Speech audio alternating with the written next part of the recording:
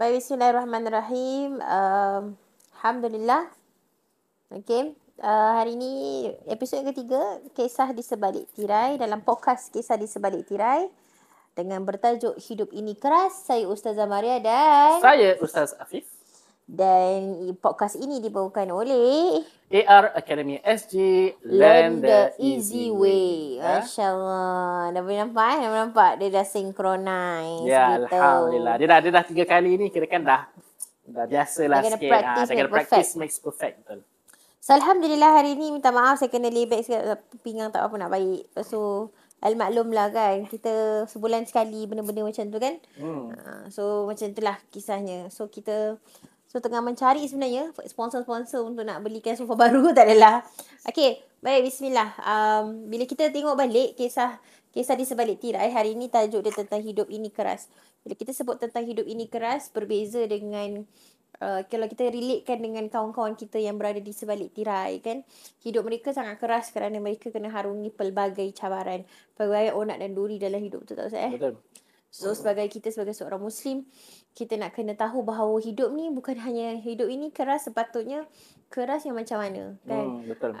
Ada orang dia faham kalau macam tadi Ustaz kata, keras itu bila kita tengok jangan sampai ada orang pijak-pijak kepala kita. Kan, jangan sampai ada orang macam apa orang cakap tu, jangan sampai ada orang macam oh kita ni banyak sangat benda-benda yang orang ada, kita pun nak ada. Kan, tapi sebenarnya hidup ini keras adalah satu pentas dunia, yang mana hidup ini sementara je. At the end of the day, diri sendiri yang kita kena atur. Bila ada orang cakap hidup ini keras, kan, ada banyak individu yang kita jumpa, hidup ini keras bila mana diorang rasa diorang nak kena jadi keras. Yes, tough. betul. Nak kena keras Nak kena macam batu. Jadi macam apa pun nasihat orang, apa pun pandangan orang, diorang tak nak terima. Kerana mereka kata, aku dah go through apa yang kau tak go through. Tapi dekat sini, teman-teman sekalian, kan, bila kita sebut tentang hidup, kita hidup ni perlu ada bermasyarakat. Maksudnya kita ni hidup dengan keluarga, kita hidup dengan bermasyarakat, kita hidup dengan orang kan. So kalau kita nak kata kita ni dah go through banyak sangat, sebenarnya kita ni go through sikit je yang Allah bagi. Macam itulah. So at the end of the day, kalau kita tak boleh terima apa orang tegur kan, masa ni lah untuk kita reflect balik. Kan, sebab kisah-kisah yang kita pernah kongsikan tu semua adalah hidup mereka sangat keras. Hidup mereka go through a difficult time. Nak cakap kat sini adalah difficult time. So when we speak about this difficult time, this is the time whereby they didn't ask for it. At times maybe diorang go through this, but imagine kalau kita go through benda yang sama, what will happen to us kan. Sebab tu Allah SWT sebut dalam Al-Quran kan, dalam surah Al-Baqarah Allah sebut apalah, a'udzubillahi minasyaitanirrajim, la yukallifullahu nafsan illa usaha. Allah tak akan membebankan sesuatu hamba itu melainkan sesuai dengan keadaan hamba itu untuk melalui sesuatu keadaan. Contoh, kalau Allah nak bagi ujian itu sesuai dengan orang itu. Tapi bila manusia, bila dia datangi dengan ujian, dia rasa macam, apa ni, aku dah go through a lot, kau bagi lagi. Tapi sebenarnya itu nak menguatkan kita. Itu nak cakap, Allah itu nak mengeraskan kita punya apa? Nak mengeraskan kita punya otot-otot sebenarnya. Nak mengeraskan. Bukan Allah nak suruh kita keraskan hati supaya kita tak nak dengar lagi apa-apa pandangan, feedback daripada orang, nasihat dan sebagainya. Kadang-kadang kita rasa kita ni dah paling bagus lah. Banyak saya jumpa macam tu. Kira macam fikiran dia tu, this is me, so prinsip aku A, B, C macam tu.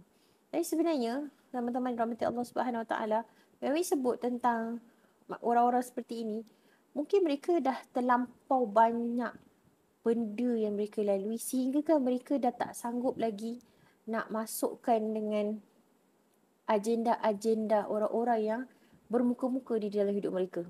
Ataupun mungkin mereka ni adalah mangsa buli, mungkin mereka ni mangsa domestic violence.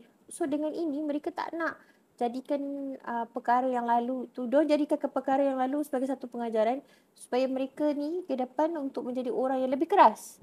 Itu pun ada juga. Tapi kena ingat, kita kena balik kepada asal kita, iaitu kita tetap hamba Allah. Apapun kita tetap kita masih lagi dalam hidup ni perlukan each other. Mana ada orang mati, dia golek-golek sendiri, Ustaz? Ada ke jenazah mati? Boleh Kan? mandi sendiri, boleh Mandi kapan sendiri, sendiri. mandi sendiri, kapal sendiri, solatkan sendiri. Kalau ada, bilang saya. Tak ada. So, bila cakap pasal hidup ini keras, bila kita tengok balik, there's a lot of people, semua ada, setiap manusia akan lalui satu cabaran. Kalau kita nak cakap hidup ini keras, Rasulullah SAW go through pun hidup yang keras. Iaitu apa? Ketika masa itu wahyu tak turun langsung, Ustaz. Remember? Yep. Wahyu tak turun langsung saya masa tu. Masa tu Rasulullah dah excited, dah semangat kan. Nak pergi berdakwah, nak spread the Islam everyone tu dekat Mekah and everything kan. Sekali tiba-tiba Allah tak turunkan wahyu pun. Allah tak turunkan any ayat pun. So itulah part yang Rasulullah kata apa? Allah dah tak sayang aku ke? Allah dah benci aku ke? Allah dah, dia punya overthinking tu sampai ke dia rasa macam aku nak kena buat apa ni? Gelisahnya Rasulullah tu sampai kan Rasulullah macam, what should I do? What should I do next? Aku nak, kita ni sekarang hidup sangatlah bersyukur sebab apa? Kita ni dah rasa beruntung sangat kerana Rasulullah dah aturkan sistem hidup kita. Maksudnya kita ada Allah bagi pada Rasulullah sistem hidup kita, iaitu solat 5 waktu. So dengan solat 5 waktu tu kita boleh minta macam-macam. At that moment, there's no such thing as solat 5 waktu.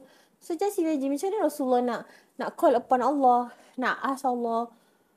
Masa tu macam very desperate tau. So Rasulullah masa tu very down, grieving, depressed. And masa tu lah Allah turunkan surah Ad-Duha. Ustaz boleh bacakan surah Ad-Duha tu sikit? Sikit lah. Dengarkan. A'udzu billahi minasy syaithanir rajim. Bismillahirrahmanirrahim. Wadduha wal-laili idza saja. Ma wadda'aka rabbuka wa ma qala.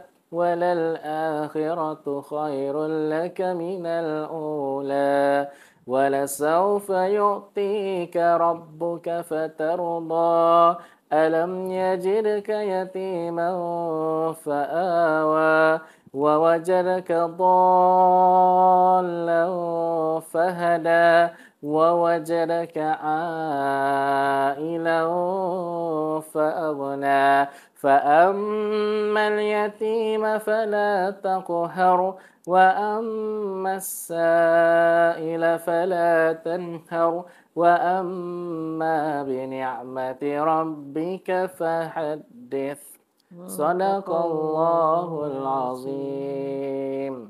Bila kita dengar balik surah ni, rasa nak nangis pula. Dah nangis pun.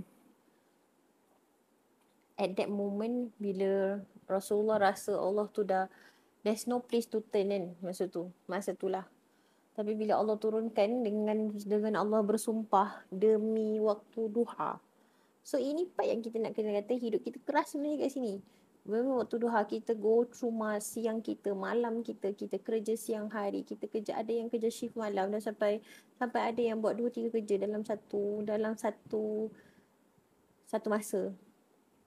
Benda macam ni yang kita rasa patutnya kita berikan tumpuan kita kepada objektif.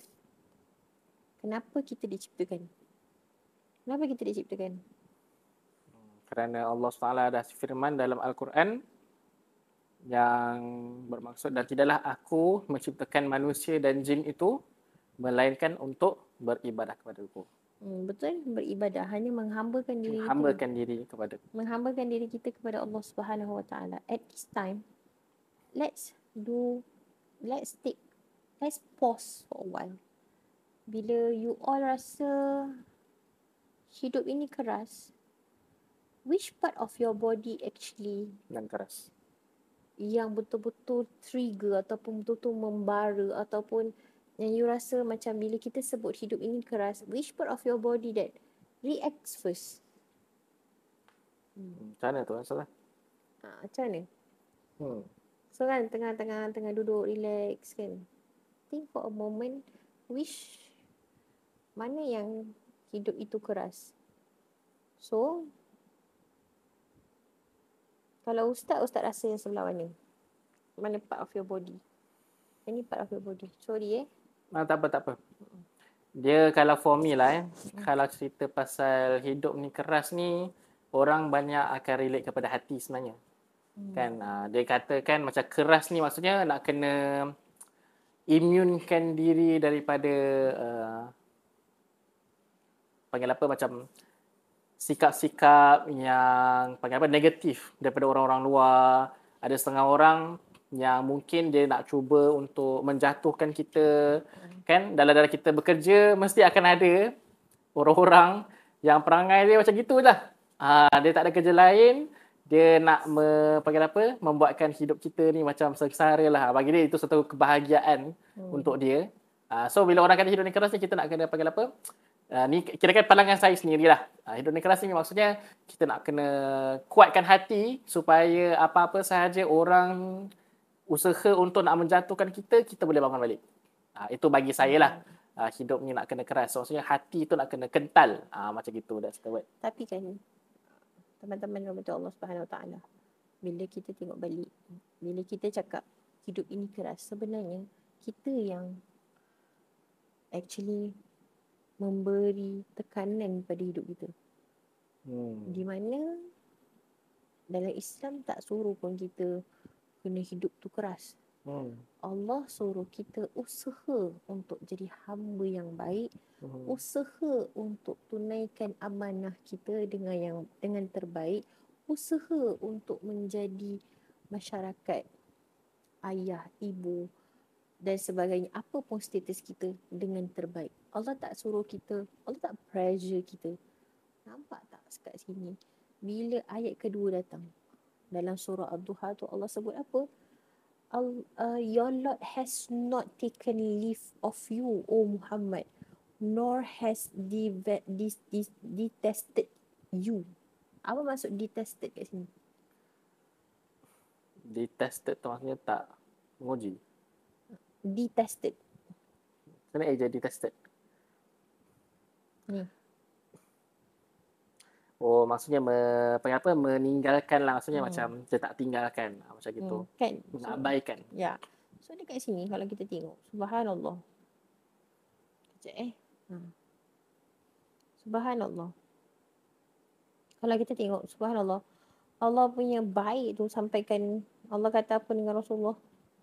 Allah kata tidak meninggalkanmu dan tidak membenci ataupun tidak benci kepadamu sebagaimana yang dituduh oleh kaum musyrik.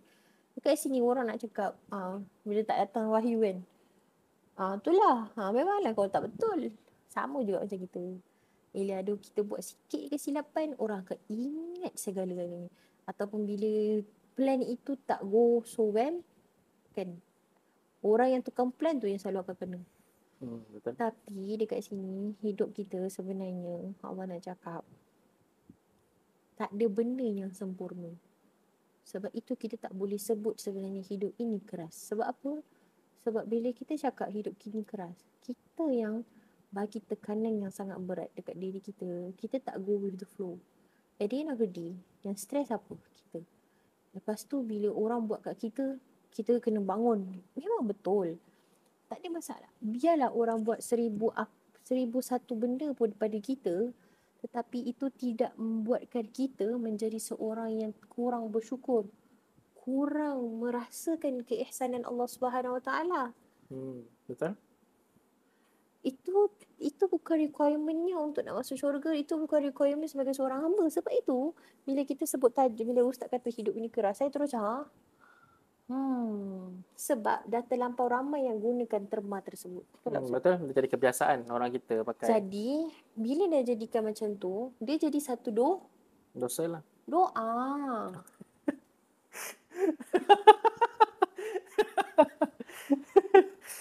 Doa, betul. Dah salah sebut. Betul. Kalau hidup ni keras, jadi doa.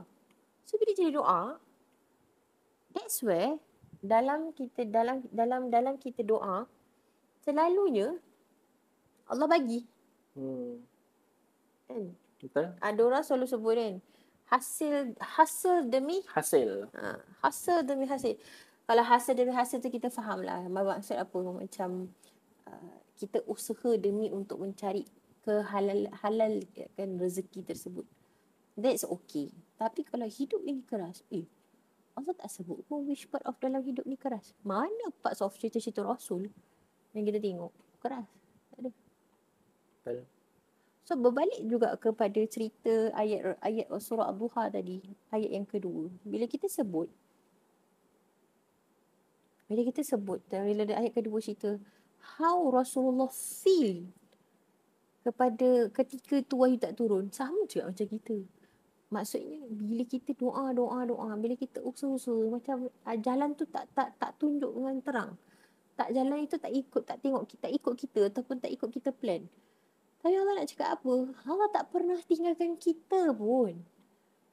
Dekat sini Allah nak cakap dengan kita, macam mana hidup kita, kita rasa keras apa pun, Allah nak cakap dengan kita, hey hamba, aku tak pernah tinggalkan kau walau seinci. So which part yang hidup kita keras, sedangkan hidup kita sentiasa ada dia bersama dengan kita 24 jam. Or more. Sebab kita tidur, kita tak rasa.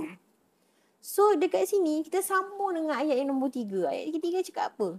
Dan sesungguhnya kesudahan keadaanmu adalah lebih baik bagimu daripada permulaan dia. Nampak tak? Sebab tu nak cakap dekat sini, kita plan lah apa pun, tapi the best planner is Allah SWT. So dekat sini, jangan kita rasa, sebab tu kita nak kena bersihkan jiwa kita, hati kita. Jangan selalu kalau orang buat kat kita akan jadi geram, marah dengan orang tu. Sampai kita rasa macam, tak boleh, aku nak kena jadi orang yang tegas. You can be tegas, tak ada masalah. Tetapi kita still kena ada rahmah. Macam mana kau kena tipu ke? Macam mana kau kena khianati ke? Macam mana kau kena kutuk, hina ke? But still, kita kena ada rahmah pada semua orang. Sebab itu ada dalam hadis. Hadis dia berbunyi begini, sekejap saya cari. Kan? So bila fikir macam tu, macam subhanallah. Soalnya kalau kita tengok semula lah the term hidup ni keras saya rasa sebenarnya that term tu is a bit macam selfish lah. The selfish tu macam mana? The selfish tu rasa macam kalau aku tak tolong diri aku, siapa lagi? Faham tak? Macam that's the kind of vibe that I get lah daripada term tu, hidup ni keras tu. Maksudnya kalau aku tak usahakan, ataupun kalau aku tak buat semua ni, siapa lagi yang nak tolong aku? Walhal sebenarnya macam Ustazah kata, hakikatnya Allah SWT itu yang sentiasa berada dengan kita sendirilah. So macam teringatlah satu ayat yang mana Allah SWT sebut dalam Quran, surah Al-Baqarah juga, wa idza sa'alaka ibadi anni fa inni qarib. Apabila ditanyakan kepadamu wahai Muhammad tentang aku, fa inni qarib, sesungguhnya aku ini sangat-sangat dekat. Betul. So kita tak boleh nak katakan yang hidup ni adalah sebabkan usaha kita sendiri sahaja yang membuatkan kita berjaya macam gitu. Tetapi walhal sebenarnya ini semua adalah daripada Allah Subhanahu Wa Taala. Kita nak kena betulkan semula kita punya mentality tu. Yang mana hidup ni sebenarnya kalau kita tak ada Allah, kita ni nothing. Kita ni manusia, hakikatnya kita ni sebenarnya sangat-sangat lemah. Kita ada banyak kelemahan. Dan di dalam kelemahan itulah yang mana kita perlukan Allah dalam hidup kita. Dan itulah yang sebenarnya Allah mengharapkan apabila Allah menciptakan kita sebagai manusia ni. Dia nak kita ni sembah kepada dia, nak minta tolong dengan dia. So itu sebenarnya adalah cara kehidupan kita yang sebenar. Sebab in the end, kita datang daripada Allah SWT dan kita pun akan kembali semula kepada Allah SWT. Kita selalu sebutkan kalau orang meninggal, inna lillahi wa inna ilaihi raji'un. Apa maksud dia? Kan sesungguhnya daripada Allah lah kita datang dan sesungguhnya kepada Allah lah kita kembali. Maka dalam hidup ini kita tak boleh nak katakan yang kita sahajalah yang paling hidup ni adalah atas usaha aku sendiri. Macam gitu. hakikatnya hidup ini adalah kerana adanya Allah Subhanahu Wa Taala. So rasanya mungkin kita dah boleh tukarlah termnya. Betul. Kalau nak tukar macam mana Ustazah? Apa lagi term yang bagus ni, hidup ni keras?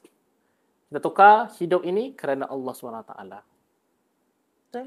Setuju. Betul? Kan? Hidup ini kerana Allah Kan? SWT. Hidup ini kerana Allah SWT. So bila kita sebut kerana Allah tu, barulah ada rasa Roh dia. ada roh dia. Ada tahiyat. Orang tak tahu. Kalau orang tak tahu ya, oh, maaf. Ada roh, ada rawauha. Ya. So kita adalah rasa dia ada dalam ketegasan tu dia kena ada kelembutan lah. Macam Rasulullah SAW sendiri pun baginda sendiri dia tegas tapi dia tak keras. Dalam tegas tu dia ada kelembutan dia. Especially bila datang kepada hubungan dia dengan Allah SWT tu dia tak keras. Tetapi dia sentiasa bersyukur kepada Allah SWT, sampaikan dia sebagai Nabi itu sendiri pun setiap malam dia sentiasa melakukan ibadah dan dia sentiasa panggil apa? Antara ibadah yang paling sering dia lakukan adalah dia sentiasa bersyukur. Dia bersyukur kepada Allah Taala. Kan ada dia istighfar banyak-banyak kali. Walaupun dia sebenarnya Nabi tu dia dah maksum. Nabi tu dah tak payah nak buat apa-apa pun dia akan masuk syurga juga. Tapi Rasulullah SAW ni dia nak tunjukkan dia punya rasa sifat bersyukur dia tu, dia tetap juga berzikir, dia tetap juga panggil apa? Menguatkan hubungan dia tu dengan Allah SWT dengan cara-cara dia sentiasa beribadah tak pernah tinggal. Bagi Nabi dia setiap malam dia kena buat tahajud, dah wajib bagi dia. So kalau kita ni tak wajib lah. So kita mungkin boleh cuba nak berjinak-jinak dulu kan. Ustazah pun sebenarnya ada banyak program-program Qiyamul. So siapa yang rasa nak cuba Qiyamul kan, nanti tunggulah ada program-program daripada Ustazah nanti. InsyaAllah. Tapi buat masa sekarang, sambil tunggu program Ustazah, kita sebenarnya boleh cuba-cuba. Qiyamul ni dia tak perlu sampai kena pukul 3 pagi nak kena bangun, tak pun sebenarnya. Kita contohnya, subuh sekarang dah lebih kurang 5.30. Kan 5.30 dah subuh. So kita bangunlah 5.15, ataupun mungkin 5 ke, kan sesiapa yang kerja nak kena keluar pukul 5, 5 minit je. 5 minit buatlah solat sunat, 2 rakaat, buat tahajud ke, ataupun buat hajat ke, buat taubat ke, apa-apa saja yang simple je, 2 rakaat, lepas tu dah boleh teruskan dengan kehidupan sehinggalah ke hari yang berikutnya, macam gitu. Kan? So memang betul lah. So balik kepada cerita pasal hadis tentang rahmah. Hadis tentang rahmah Ustazah, silakan. Daripada Abdullah bin Amr reported that Rasulullah SAW, okay, ar-rahimu yarhamuhum astaghfirullahalazim. Saya ulang balik. Ar-rahimuna yarhamuhum rahmanu irhamu man fil ardi yarhamkum man fis sama. Yang bermaksud dekat sini in English, those who are merciful will be shown mercy by the most merciful. Be merciful to those on the earth, and on the one in the heavens will have mercy upon you. This is hadis Sunan Tirmidzi. Okay, riwayat Tirmidzi. Hadis yang ke 1924. So dekat sini, bila kita cerita pasal hadis tentang rahmah, sebenarnya kita sepatutnya ada that kind of rahmah. Sifat rahmah ni kena ada dengan kita. Contoh, kalau kita ni ada anger management, belajarlah tentang hadis rahmah ini supaya kita boleh control anger management kita. Macam mana kita nak jadi rahmah Ustazah? Bila kita faham manusia tak ada yang sempurna, pertama. Dan sentiasa kita nampak manusia dengan kita berikan mereka ruang dan peluang. Itu yang kedua. Yang ketiga, kalau kita tengok diri kita, kita pun tak sempurna. Jadi sentiasa kita berikan orang cakap tu semangat agar kita ajar diri kita, oh tak apa, kita nak marah boleh, Rasulullah pun marah. Tapi at the end of the day, jangan kita sia-siakan kita punya orang punya kebaikan dan kebaikan kita. Sebab selalu yang kita selalu stres, badan kita pun akan stres. Contohlah, kita ni muslimah seringkali akan datang kita punya ABC. Allah bagi cuti sebulan sekali. Masa time itulah hormone start change dan sebagainya. Masa ni lah kita nak belajar macam mana nak control macam mana kita it started tau.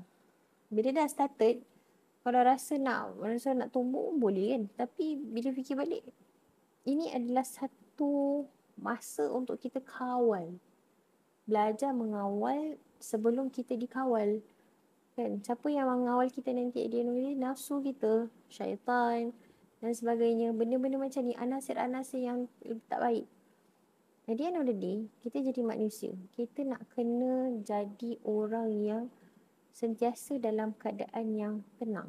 Ustaz perasan tak? Dari seni ni, kita dah tak ada rasa gabrah. Kalau dulu Ustazah adalah seorang yang suka gabrah. Betul. Ustazah dulu dia suka kancong. Dia sikit-sikit je macam, kena macam ni, kena macam ni. Alamak, kalau tak buat macam ni, macam ni. So, nanti dia stres sendiri. Lepas tu nanti dia, macam itulah. Dia punya whole mood dia nanti macam itulah. Kan? Jadi kita tak nak lah jadi macam itu kan Ustaz. Betul tak? So betul. Bila kita tak nak jadi macam tu, jadi apa yang kita pernah buat adalah kita kena control. Be calm lah. Kena tenang. Sebab bila kita tenang, contoh orang duk marah-marah kita, orang duk cakap kan. Sedih memang sedih. Tak ada orang pun yang tak sedih. Tapi bila fikir-fikir balik, kita kena lebih kesian. Ya, lebihkan kesian. Sebab bila kita ada kesian tu, datanglah ihsan. Dia tak boleh semua benda nak kesian. Dia tengok kepada keadaan juga. Tapi dengan semua manusia, kita kena ada rasa ihsan lah. Rasa rahmah lah. Sebab Allah tu rahmah dengan kita. Dan rahmat Allah tu rahmat dia. So, subhanallah. Kadang-kadang, masalah yang datang dalam hidup kita tu sebenarnya Allah nak tegur cara baik. Bayangkan kalau Allah tu sebenarnya, kalau tegur kita, macam mana kita selalu tegur orang. Kalau kita selalu tegur orang, ada orang kalau dia tegur orang, dia macam very harsh. Nak kena keras gitu. Macam harsh ataupun rude. Tapi sebenarnya bila kita tengok balik, cara macam tu ke yang Allah nak? Cara macam tu ke yang Rasulullah ajar? Mana tu kita nak? So, berbalik kepada surah tadi, surah Ad-Duha. Kan, kalau kita tengok balik surah Ad-Duha, cerita apa lagi tadi Ustaz? Tentang Allah sebut demi waktu duha. Betul? Kita masuk pada ayat yang ketiga. Ayat keempat, maaf. Dan kita sebut pada ayat keempat. Dalam tafsir dia bahasa Melayu. Dan sesungguhnya Tuhanmu akan memberikanmu kejayaan dan kebahagiaan di dunia dan di akhirat. Sehingga engkau reda, iaitu berpuas hati. Fatarda. Do kan reda. Reda. So dekat sini, walasawfa yu'tika rabbuka fatarda. Sangatlah cantik ayat dia. Macam seolah-olah Allah nak cakap, dan Allah nak cakap, don't worry, I will give you what you want, I will give you. I will give you the successful in this dunya and also the akhirah. Tapi yang selalu kita nak cari adalah yang di dunia lebih banyak. So dekat sini Allah cakap sehingga engkau redha. Maksudnya hingga berpuas hati. Maksudnya kita betul-betul minta dengan Allah. Kita usaha, kita cakap dan Allah bagi. Dan kita macam, yes, this is what I want. Satu dalam hidup kan, apa kita punya goals? Become a better servant of Allah Subhanahu Wa Taala. Betul. That's where this surah is very, Masya Allah. Kena faham lah surah ni. Betul lah. Memang kalau ikutkan sebenarnya memang surah Duha ni antara surah favourite saya lah. Suka baca. Bukan sebab kita hafal aja, tapi disebabkan maksud yang dia bawa tu. And then selain daripada tu juga, surah Duha ni dia sebenarnya adalah sambungan juga. Dia punya sambungan surah Duha ni adalah surah Asy-Syarh. Yang mana kita selalu baca Alam Nashrah Laka Sadrak. Bawah dia je. Yang ayat yang paling popular daripada surah tu, fa inna ma'al usri yusra. Kan? Itu kira kan macam dia punya sambungan lah. So kalau sesiapa yang macam membaca surah Ad-Duha tu, lepas tu dia tambah lagi dengan surah Asy-Syarh tu, dia macam combo lah macam gitu. Memang so hari ni kita fokus surah Ad-Duha, dan nanti the next week kita boleh, Masya Allah, kita boleh kaitkan dengan ni. Kita tak tahu Ustaz Insya Allah bagikan ilham, Insya Allah. Betul-betul. Kalau ikutkan sebenarnya memang menarik lah bila kita membedah Al-Quran ni kan. Ada banyak rahsia Al-Quran yang kita tak perasan. Walaupun kita macam kita baca, tapi most of the time kita selalu baca dia punya bahasa Arab dia. Lepas tu dia punya terjemahan tu pun kita just sekadar membaca sahaja. Tapi betul. Kita tak tadabbur, kita tak mendalami apakah maksudnya yang Allah nak cakap dekat dalam ayat ni. Macam gitu. So, bila kita tak ada proses tadabbur tu, nanti kita akan rasa Al-Quran ni sekadar bacaan sahaja. Dia sepatutnya Al-Quran ni dia jadi macam kita punya panduan tau. Dia macam kita punya GPS, kita punya Waze, kita punya Google Map. So kalau kita rasa kita tak tahu nak buat apa kan, buka Al-Quran. InsyaAllah dalam Al-Quran tu pasti ada jawapannya. Kan? Sebab dalam apa-apa permasalahan kita di dunia ni, Al-Quran ini sebenarnya dah cukup lengkap. Dan kalau contohnya tak jumpa juga jawapannya dalam Al-Quran, kita boleh kembali kepada sumber yang kedua, iaitu hadis Rasulullah sallallahu alaihi wasallam. Kan? So macam itulah cerita surah Ad-Duha ni, kalau nak cerita dalam this episode panjang. So saya rasa minggu depan kita boleh sambung on that. Sebab maybe semua orang akan rasa akan terfikir-fikir what is the next. Sebab bila orang nak tahu what is the next, sebenarnya kita tengah mencari siapa? Allah Subhanahu Wa Taala. Dalam kita tak perasan Ustaz. Sebenarnya kadang-kadang semua podcaster semua masya-Allah. Kan semua podcaster pastinya ada sesuatu yang mereka nak sampaikan manfaat. Tetapi tak semua orang akan faham apa itu yang nak disampaikan. Itu satu. Nombor dua, yang menyampaikan pun kadang-kadang kita tak perasan kita sampaikan sesuatu yang boleh menyakitkan hati, ataupun menyinggung orang lain, ataupun guna cerita orang lain demi konten dan sebagainya. Benda-benda macam ni. Dan ini juga kisah, dan nama pun podcast kisah di sebalik tirai. There's this one story of a lady yang saya jumpa student saya. Subhanallah, begitu anxiousnya. Kita anxious kalau masuk kita dah lah first time masuk prison. Yalah. Makcik ni, so umur makcik ni 50 plus tak silap. And dia kena sebab drug trafficking. And dia angkat tau. Kira dia angkat benda tu. And dia angkat is for the life sentence. So dia tanya kan, are you okay? Cik okay tak? Saya dah reda okay lah. Terus saya kata lah, how? Saya tanya lah, apa macam what makes this, why this happen at this age dan sebagainya. Dan bila dia cerita tu sangat menyayat hati. But at the end of the day, apa dia cakap dengan saya adalah, Ustazah, ini mungkin bahagian saya. Bahagian saya tu maksudnya macam mana tu Ustazah? Bahagian dia maksudnya ini dah kalau orang Melayu kata dah nasib saya lah. Tapi saya kata dengan dia, kalau kita tengok cerita Nabi Yusuf pun, macam mana dia boleh masuk penjara dan sebagainya kan. Tapi takkan Nabi Yusuf tu mengamuk. Makcik ni sama macam Nabi Yusuf. Dia chill je. Lepak je. Dia macam dah terima lah. Dia macam dah terima lah. Bila tu orang dalam, even dia masuk dalam prison tu pun, Allah uji dia dengan sakit. So benda macam tu kan, kita tak boleh nak cakap orang-orang yang berada di sebalik tirai ni adalah orang-orang yang jahat semua, teruk je semua macam Allah uji dia orang teruk-teruk.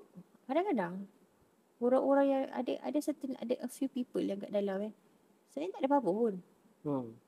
Dia kan kebetulan dah memang, bukan kebetulan, dia macam there's nothing wrong pun, tapi dia macam curious. Bila dia curious tu macam kita nak cubalah dia buat. Okay lah, aku try lah. Aku jual ke, aku try angkat ke, aku try consume ke, whatever. So benda tu jadi macam menempah maut lah maksudnya benda tak perlu, tak payah buat, dia buat. So benda macam tu, sebab tu Allah bagi kita akal untuk supaya kita ni tahu, supaya kita faham ini hidup kita ada choice dia apa, antara kita nak ke kanan atau ke kiri. Begitulah cerita dia. So kisah di sebalik tirai ini adalah memberi kesan lah, maksudnya setiap orang ada jalan cerita dia masing-masing. Wallahu a'lam bissawab. Itulah, betul-betul menarik. Sebenarnya kan, kadang-kadang antara orang-orang yang baik-baik ni pun, saya pun banyak kena masuk penjara juga. Kan, antara yang pernah masuk penjara adalah, contohnya macam Imam Abu Hanifah. Beliau sendiri pun pernah kena masuk penjara. Kita ada Buya Hamka. Buya Hamka pun pernah masuk penjara. Dan bila mereka ni keluar penjara, dia jadi, panggil apa? orang dia mampu manfaatkan lebih ramai manusia. Faham tak? Betul. So maksudnya tempoh dekat dalam tu, di sebalik tirai tu, tirai besi tu, itu sebenarnya adalah macam peluang yang Allah SWT bagi dekat dia untuk dia nak siapkan dia, betul. Kan? Dan Buya Hamka pun sewaktu dalam penjara tu pun beliau sendiri dapat menyiapkan tafsir Al-Azhar.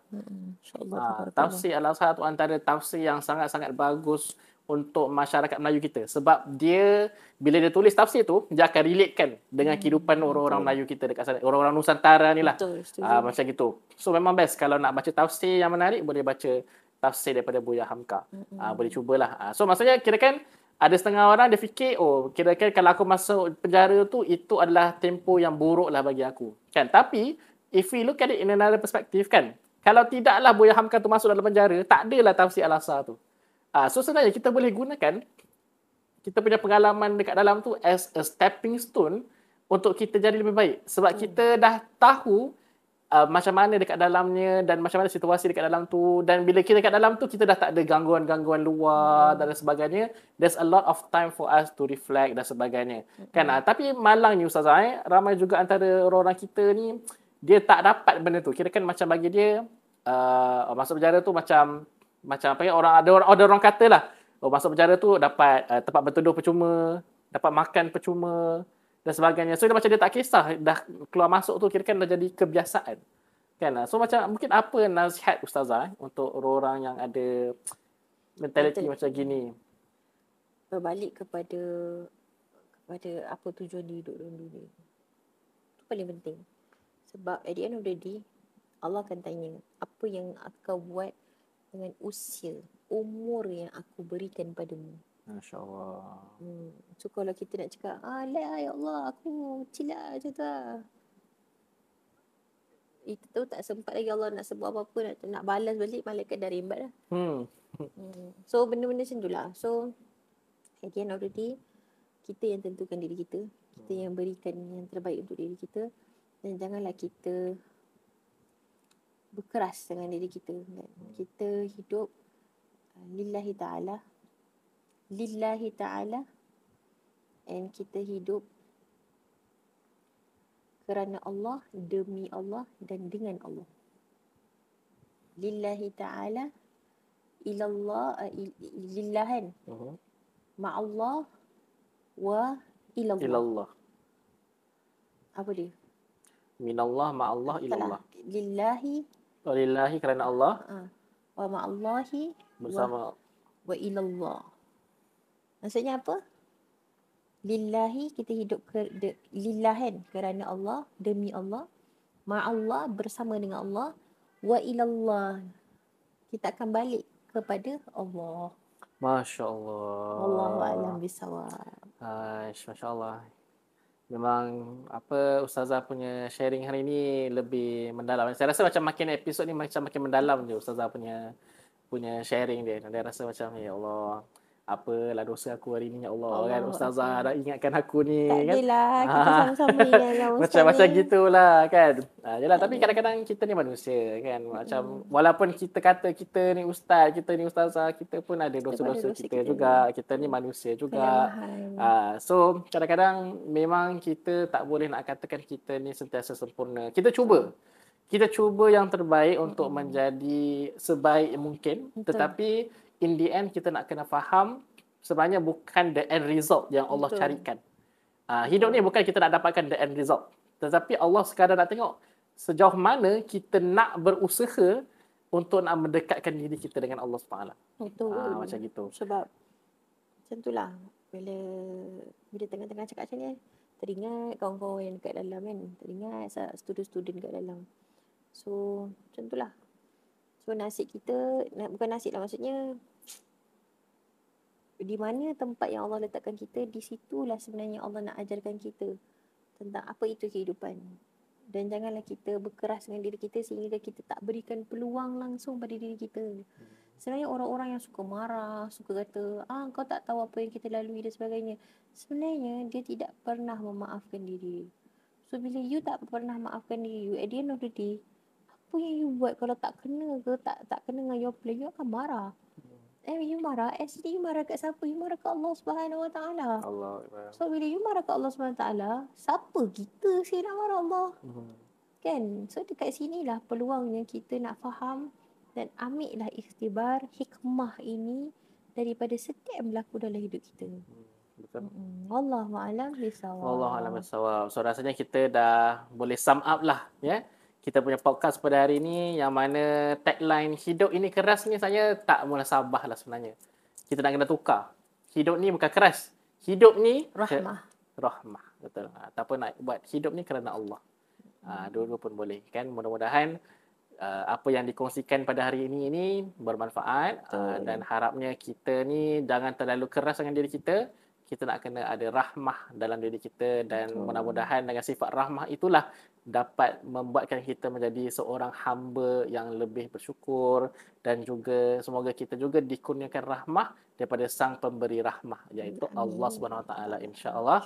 Amin ya rabbal alamin. Alhamdulillah. Baik, jadi insya-Allah kita rasanya kita boleh So terima kasih bagi yang mendengar. Saya Podcast ini dibawakan khas oleh AR Academy SG. Learn the easy way. So jangan lupa subscribe.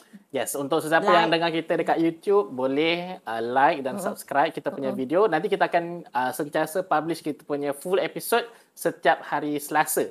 So sesiapa yang terlepas episod ni nanti insya-Allah boleh dengar dekat YouTube dan juga Spotify setiap hari Selasa. InsyaAllah kita akan postkan the full episode.